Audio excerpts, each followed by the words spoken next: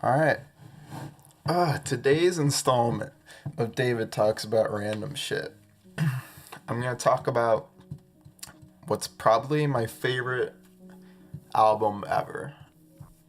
An album that, for some reason, was able to super connect with me, even though I'd never been into the band's music before. And that album is Random Access Memories by Daft Punk. This album really came out of left field for me. It was the summer after my sophomore year, I believe. Maybe even summer after junior year. It wasn't too long ago. I'm a junior in college right now. But I had been into rap music basically my whole life. That's all I'd really listened to. Started listening to music extensively 7th grade. I remember the first album I bought was Recovery by Eminem, and I loved it at the time. And going back now, I don't love it now. It's not very good. But that was the first album that I ever bought. But yeah, I really just listened to hip hop for so long. That was like my main thing. I really didn't listen to anything else. And then this summer, no, it was definitely summer after junior. Yeah. That summer, I started using Amazon Prime Music, so because of that, I was able to just listen to a bunch of random stuff and like not have to pay for it, because I always, paid for my music before.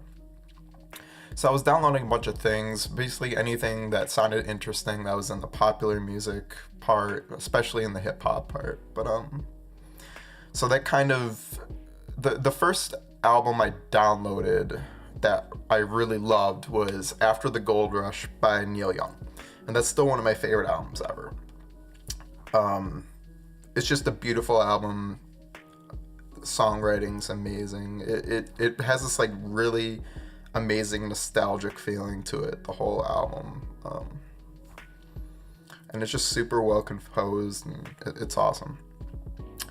And the second album I downloaded, which I ended up loving, was Random Access Memories. So I'll kind of describe my first experience listening to the album. I was in bed at like 2 o'clock in the morning, and I couldn't fall asleep. I was at like a lake house, and I just couldn't fall asleep. I was kind of just like listening to the waves. So I was like, all right, I might as well do something. So I put in my headphones into I had a little Kindle Fire thing or something, and I put on the album, put on Daft Punk, because I don't think I'd listened to it really before then, but I did download it. And the first song that comes on is Give Life Back to Music.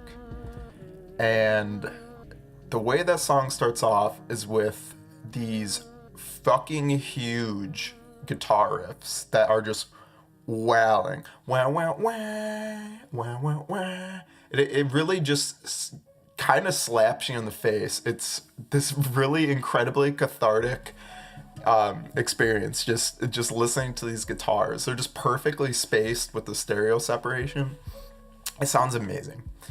So at first I was like, what's going on? Because all I knew about Daft Punk was that they'd made, like Harder, Better, Faster, Stronger, and Get Lucky was on the radio at that time. So I was like, but that just seemed like that was like a weird excursion for them.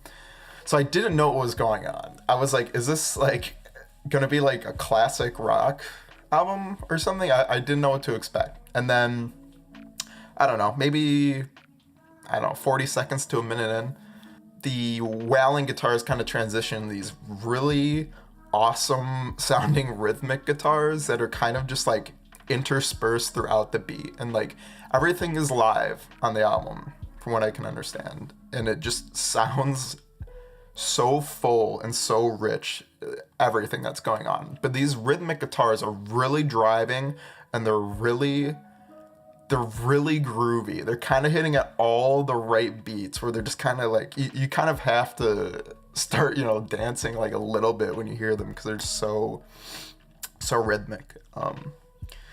So that song goes on, and it's really just repeating the same words. It's let the music in tonight.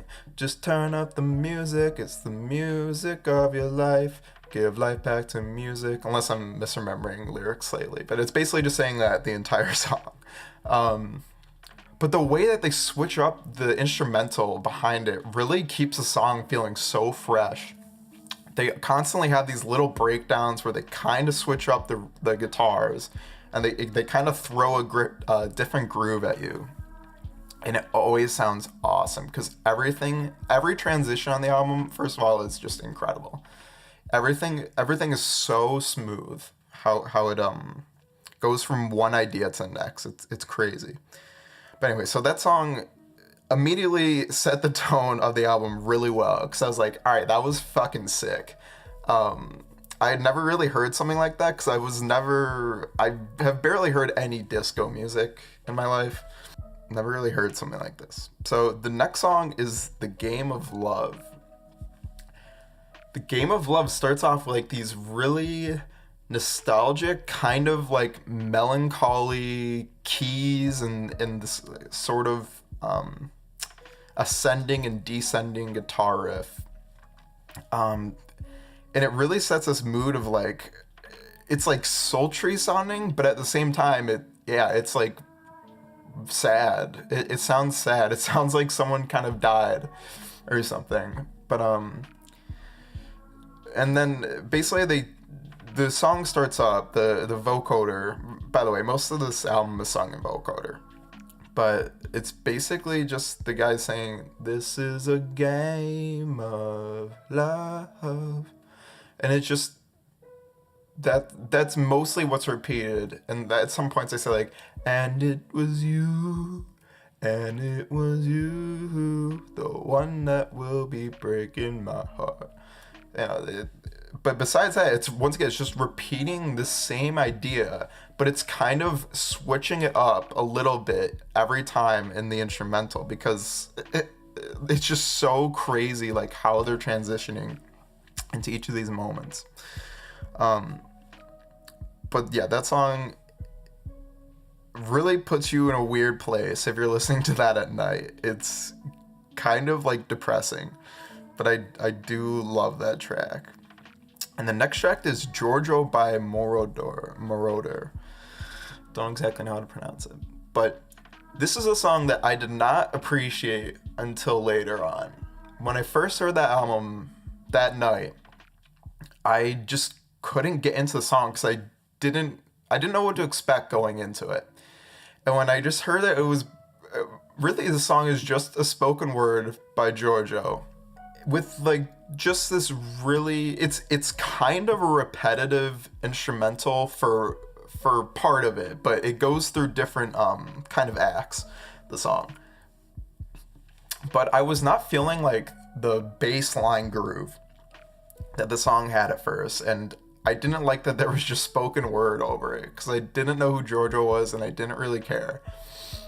But I still like thought the song was cool, especially later on when it just goes fucking wild. Like there's so much shit out of the song. Like these huge guitars come in, the drum playing gets like super frantic, but like it's like controlled chaos. You know, it sounds. They obviously composed it all very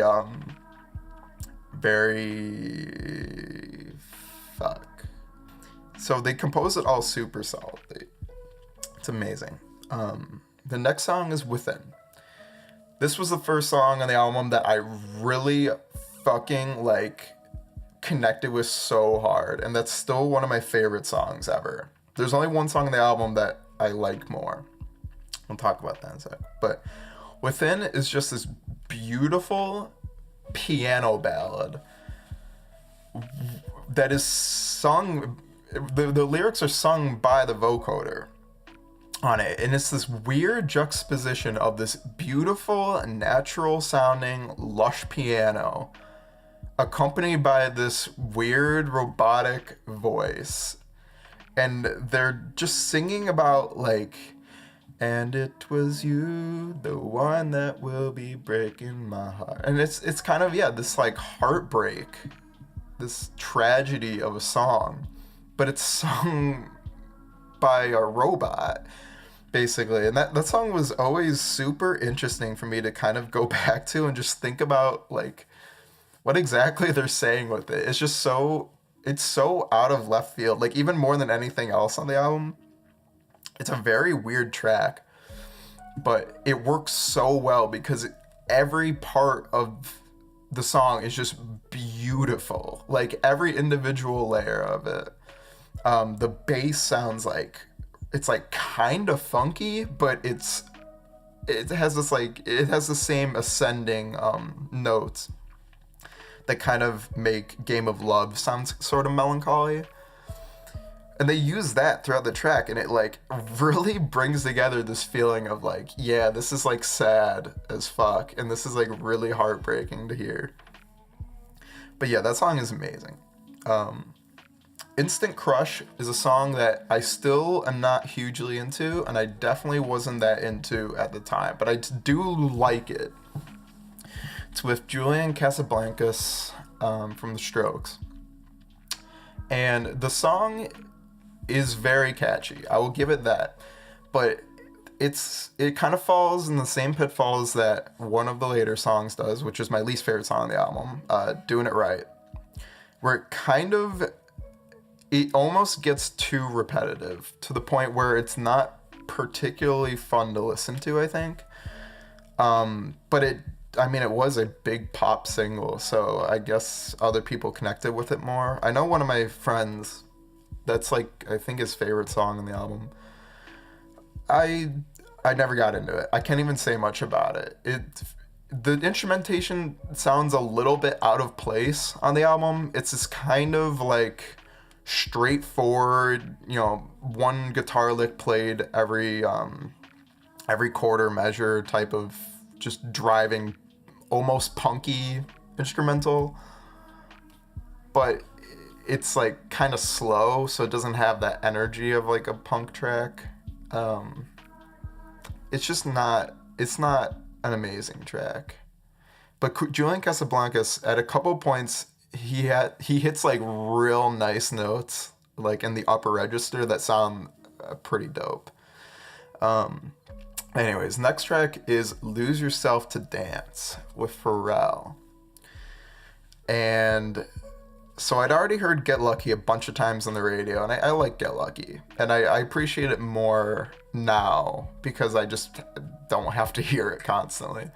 But Lose Yourself to Dance it's similar, but it kind of doesn't feel quite as grand as Get Lucky does. It's still a really solid track, and it has those same really rhythmic guitar notes. Nile Rodgers, I think, does it.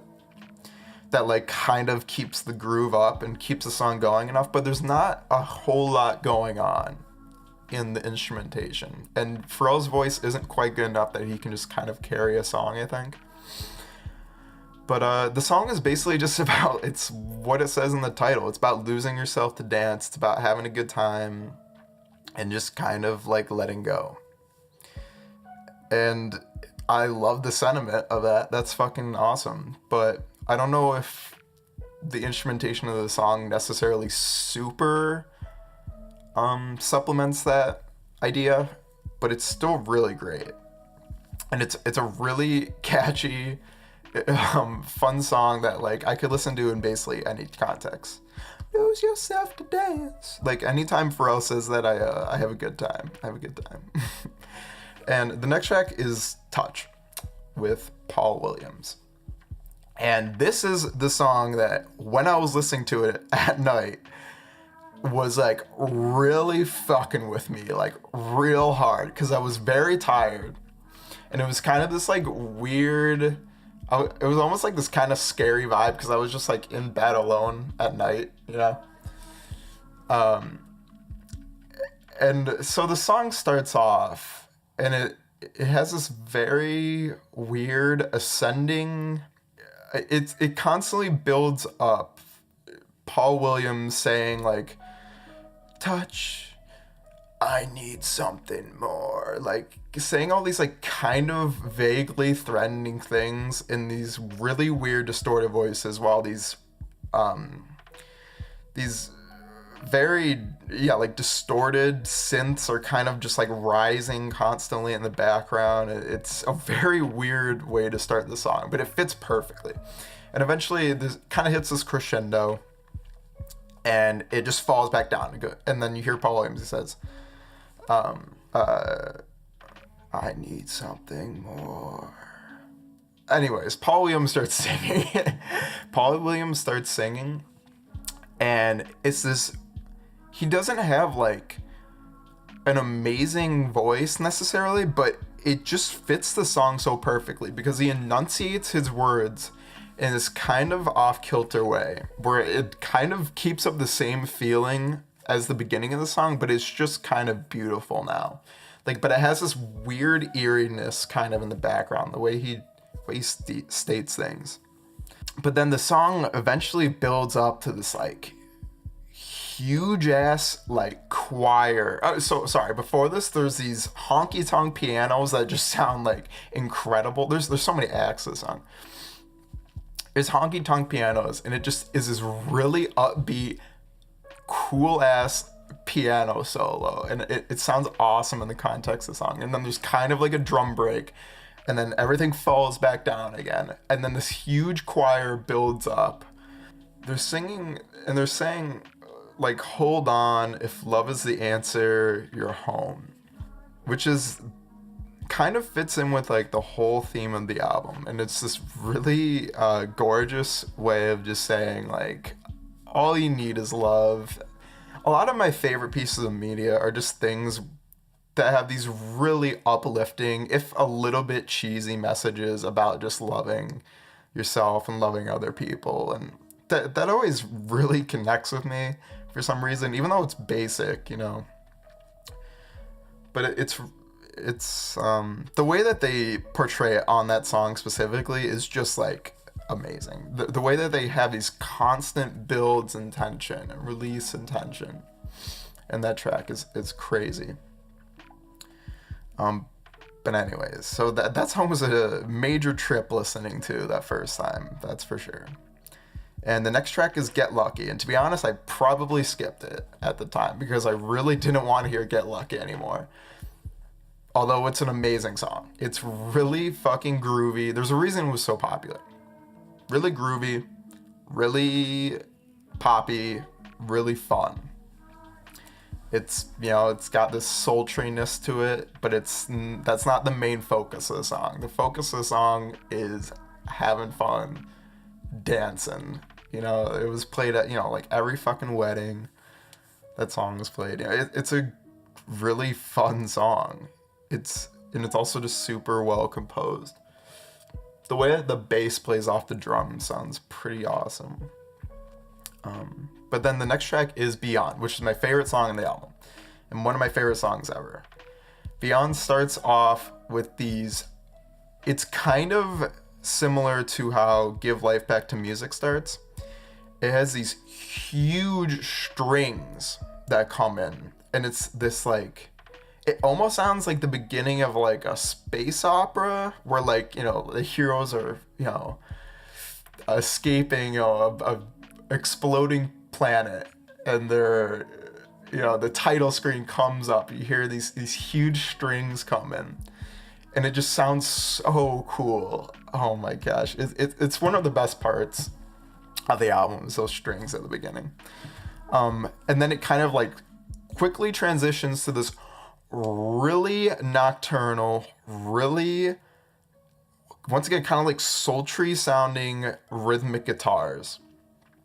But it sounds even more so than any song before this. This feels like it's just drenched in like darkness and this really strange out of space vibe, which is the vibe that I associate this entire album with. And it's the reason why it's my favorite album, is because it gives me this strange spacey feeling that I've never had with any other album. But the whole album is instilled with this feeling of hope and all these themes of love that is, extremely human.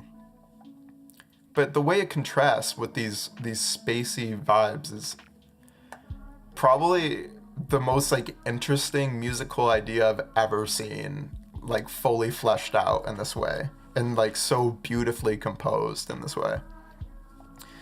But yeah, Beyond moves into these extremely weird like rhythmic guitars with these keys in the background, really funky bass line, percussions like kind of jittery, but it fits the track. And there's just the robot vocoder voice just singing, dreams beyond dreams come alive and you'll find your song. It's kind of like just this exploration of this robot, and a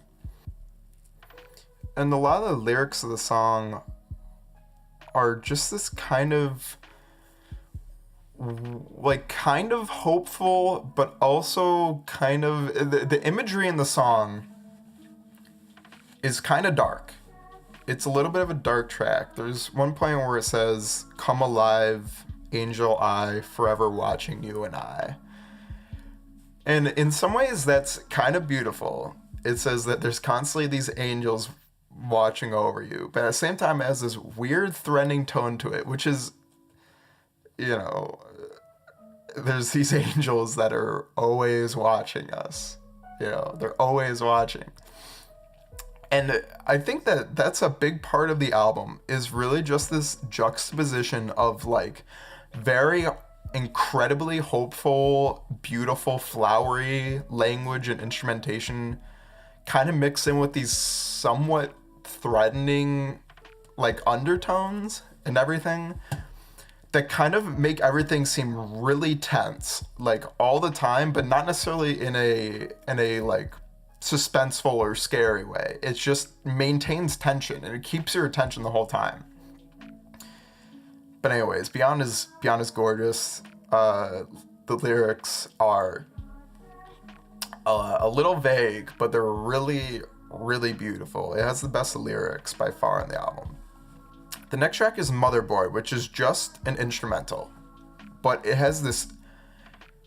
It's probably the weirdest composed song on the album in terms of the instrumentation, because the percussion is this weird panning, like really, it almost sounds like bongo hits or like really high kicks, like kicks that are really transposed really high, and it's kind of just panning back and forth, and it's kind of creating this weird woozy high feeling, at least in me. And the instrumentation behind it sounds like you're like exploring the jungle of some random planet that you just landed on, and then you're kind of just looking around, you're seeing the scenery, and then at a certain point in the track everything just gets really fucking real all of a sudden, and the instrumentation kind of like becomes really threatening sounding. And I always think in my mind that this is like when you've encountered just a gigantic, disgusting beast on this planet, and all of a sudden it sees you, it makes eye contact with you, and now it's chasing you. That's the image I always have in my head when this super like dark, loud, brooding string instrumentation comes in, and it really overtakes the track. But Motherboard is very interesting. It's a bit repetitive, especially in the beginning, but it's pretty amazing in some ways. It's, once again, the instrumentation's by far the most interesting on the album. The next track is Fragments of Time, which is like, besides Get Lucky and Lose Yourself to Dance and maybe Give Life Back to Music, is like the one song that you could kind of play in like a different context. Maybe the Julian Casablancas song too, but it's kind of just this summery, fun track about, I just keep playing back these fragments of time. You know, it's kind of nostalgic, and that's kind of supplemented by the instrumentation of the track, because it sounds like this kind of just fun, maybe like late 80s pop song. But it's just like, it's real nostalgic. Todd Edwards singing sounds great on it. He fits it perfectly. It's the happiest sounding song on the album, for sure. I can't say this for sure, but I'm assuming it has the most major chords in it. I'm not positive, so don't quote me on that. But it's a fun track. I always play it when I'm with my family at family occasions, if I'm in charge of the music. It's one of the songs I play on my playlist because it's just fun, but it's also interesting in a lot of ways. The next track is Doing It Right, and that's the worst song on the album. I don't know what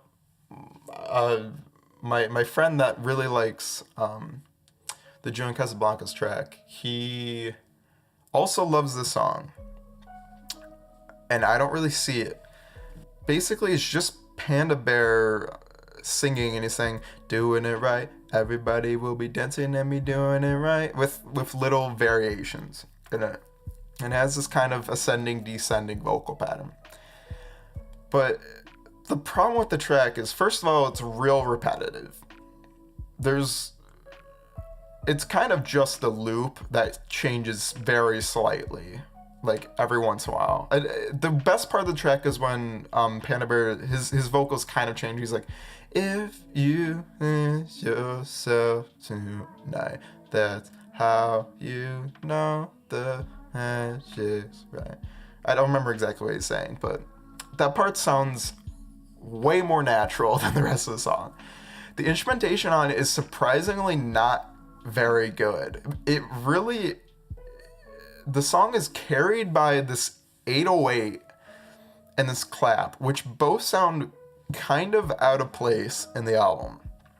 I don't really know why they chose to use this 808 on an album that's filled with so much natural percussion and uses like really analog sounding fucking 808. Like it doesn't sound like it fits in the album like at all. It's just a weird choice of percussion. And the clap sounds really standard, like way more standard than anything else on the album. It's a weird song. I don't even remember like what the melodic instrumentation was on it, because it's just like not memorable if there was anything. Like, I just remember Panda Bear's vocal patterns, which are kind of interesting, but he just repeats them too much.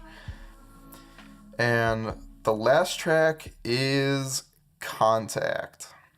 And Contact is pretty fucking awesome.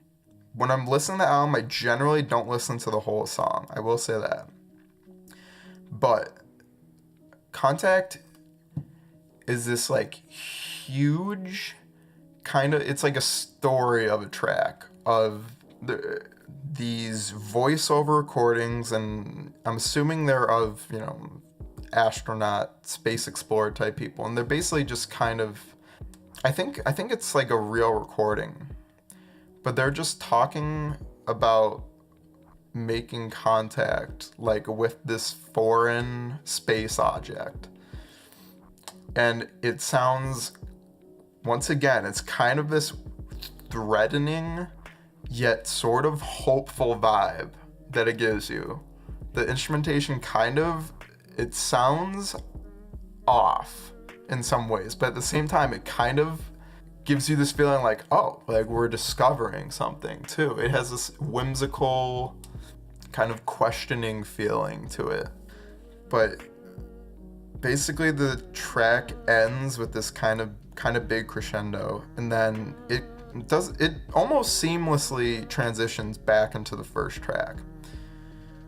Give life back to music, because then you're just kind of hit with those huge guitars again. You can kind of go on this journey all over again.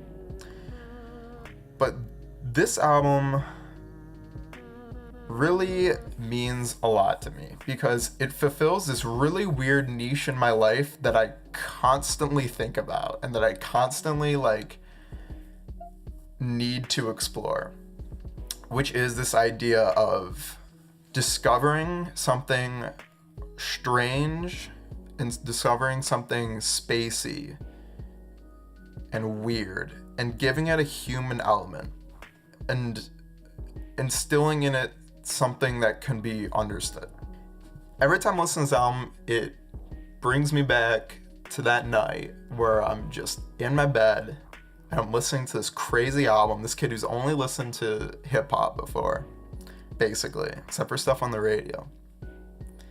And I'm just kind of being blown away, and I'm kind of realizing that much like at the end of this album, I'm kind of making contact with this thing that I just don't understand, but I want to know more about it.